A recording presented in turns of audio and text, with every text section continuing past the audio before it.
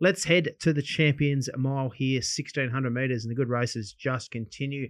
Speed map relatively easy here, Liam. Pride of Jenny contest this race, and we know what she does. Now, I want to talk about last Saturday because there was a lot of talk about what happened and the rides in behind, and I came out on radio on SEN on Sunday and made comment about whether I thought the rides in behind were good or not. We've since seen some data, and David Funt has written some data, and Trent and I were talking about the rides in behind. So Pride of Jenny, it wasn't overly fast run race to the 800. She only went 0.7 of a length faster than class average to the 800, which is very interesting. So Regal Award went faster in the first race, which is very interesting. Idle Fly, who settled second, went 8.3 lengths slower than class benchmark to the 800, which tells me that they didn't ride to they were scared of Pride of Jenny. They didn't ride to actual tempo and splits and sectionals there, and were more just scared, and she double bluffed them there. But I think there's a bit more pressure here, Liam. Yeah, I do. There's a lot more that can naturally sit closer. And you'd think, I mean, the psyche would say that you're not going to, don't get beaten by what you know, but it's happened plenty of times. Okay, but, David King. But Mr. B will roll over from the white, from barrier 9, you'd imagine. Yep. And that any sort of rain that comes is only going to help his chances. But even so, he's just so consistent, this horse. Like, yeah, I just love what he does. Treasure of the Moment was able to sit close, got flushed out a little bit early in the Cox Plate, but she was so brave. Pericles another that'll sit closely as well. Chael Wolf's the one that's going to be wrapped. That Pride of Jenny's in the race. Obviously, those that are sitting towards the back, like a Lucy and Von Hawk, or Von Hawk will definitely sit towards the back. Like a Lucy, most likely to head back that way. She was a little bit disappointing not being able to run on as well on Saturday. But I still think there's a really big race in her.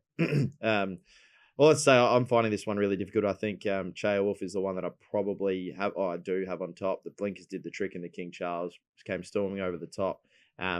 He's the one that seems to relish these really fast tempo races. I've got him only just marginally shorter than the market, so there's no big bet for me here. But Chael Wolf slightly on top, and Mr. Brightside the other one that I'm keen to be with. I'm keen to play in this race. I'm keen to lay Pride of Jenny here. I think she opened too short as favourite here. She went too slowly in this race last year, and that was when Ben Mellon rode. That was a rookie error taking. She was cooked at that time. She was coming back off the Cox Plate, wasn't she? Yeah. Taking Declan Bates off and putting Ben Mellon on was probably a lay bin. But I'm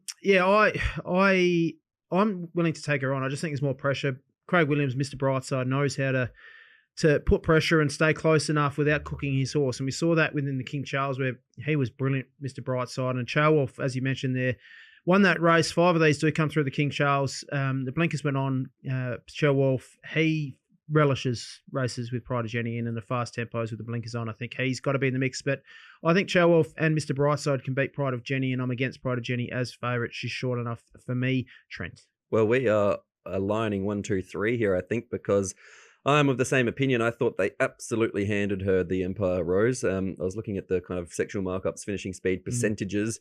Pride of Jenny, Declan Bates, Take a Bow, has nailed it once again. There was literally no markup. He's run his race so evenly that it was perfect. All the others in behind, they didn't run fast early. They were going a slowly run race in their own separate race and then just dashed home. But it was just that she was so far in front of them. What I find even more ridiculous is Waller came out, he had 4 in the race and came out and said on his show that we know we can't be far off Pride of Jenny because she can't be beaten when that happens. And then they just let her go. And they all snag their runners back and watch her win at a slower than average tempo to the 800. Insane to me. But it was, classic pace over position. Like, you need to be running your race as efficiently as you can, not just running to suit where the other horses are in relation to you. But anyway, Craig in this race, Craig Williams on Mr. Brightside is the key because he knows what he's doing and the others don't seem to. The little query is that, like, he did that in the King Charles and he had to work hard from up on speed out wide and did get overrun. I thought his run was very good and he looked like he was gone at the furlong and he just kept kicking and it just took Chael Wolf surging late. So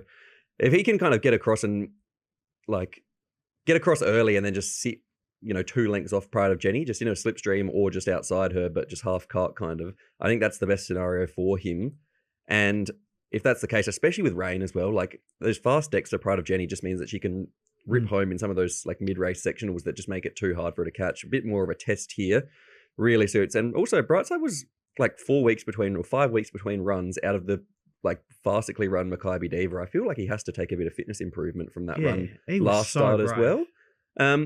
So He I've got was him. I've got him on top. His Flemington 1600 meter ratings, like he's pretty much a lock to run 123 to 125, which like it'll take a bit of beating in this. Once again, I think Chael Wolf's the danger. He loves these races, like Clint said.